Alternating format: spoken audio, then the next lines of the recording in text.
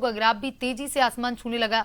अंतरराष्ट्रीय बाजार में कच्चे तेल की कीमतों में आए उतार चढ़ाव का हवाला देते हुए सरकारी तेल कंपनियों ने राजस्थान सहित देश भर के उपभोक्ताओं को एक और तगड़ा झटका दिया। 15 मई को हुई बढ़ोतरी के ठीक 4 दिन बाद यानी कि आज 19 मई 2026 को एक बार फिर ईंधन के दामों में उछाल आया।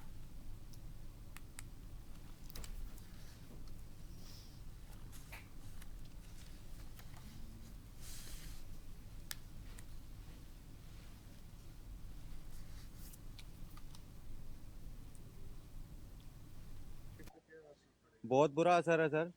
हालात देखे जाए तो पर डे मेरी बाइक 100 किलोमीटर चलती है, तो मेरे लिए तो काफ़ी टिपिकल है ये। घर गृहस्थी पे सारे पे फर्क पड़ेगा सर। जेब में पैसा नहीं रहेगा तो चलाएंगे कैसे इसको। बिल्कुल फर्क पड़ेगा सर। हर चीज़ महंगी भी होगी। और हम लोग ये मान लो घर घर जाकर सेवा देते हैं, तो वो सेवा नहीं दे पाएंगे। जेब पे तो सर बहुत फर्क पड़ता है, क्योंकि इसमें कंपनी ने इसकी रेट नहीं बढ़ाई राइड की, और पेट्रोल महंगा कर दिया, तो इनकम तो जाहिर सी बात है कम होगी। अब ये तो सर राइड पे डिपेंड करता है। सर बहुत असर पड़ेगा जेब पे। तो जैसे मान लो अब इतनी वो भी नहीं है ना, इतनी इनकम नहीं है, गरीब आदमी है मान लो। हाँ हाँ, सब पे पड़ेगा सर।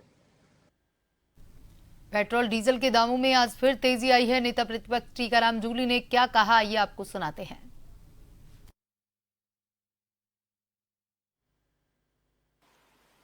यही नारा दिया था इन लोगों ने और बड़ी बड़ी बातें की थी।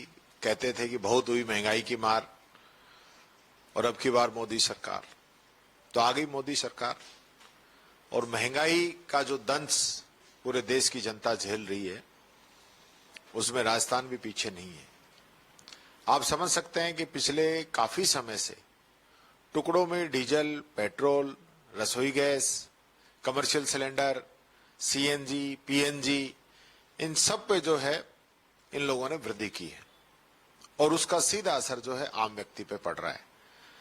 और वृद्धि के बावजूद भी इन लोगों का एक्शन प्लान भी नहीं है कि युद्ध जिस प्रकार की स्थिति बनी हुई है, तो इसमें ये आने वाले समय में क्या करेंगे, कोई प्लानिंग नहीं है।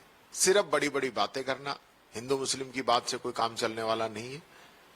बंगाल में चुनाव था, आसाम में चुनाव था, केरल में चुनाव था, पौंडीचेरी तमिलनाडु में चुनाव था, तो उस समय सारी गतिविधियां चलती रही। मोदी जी स्वयं जो है बड़ी बड़ी रैलियां करते रहे।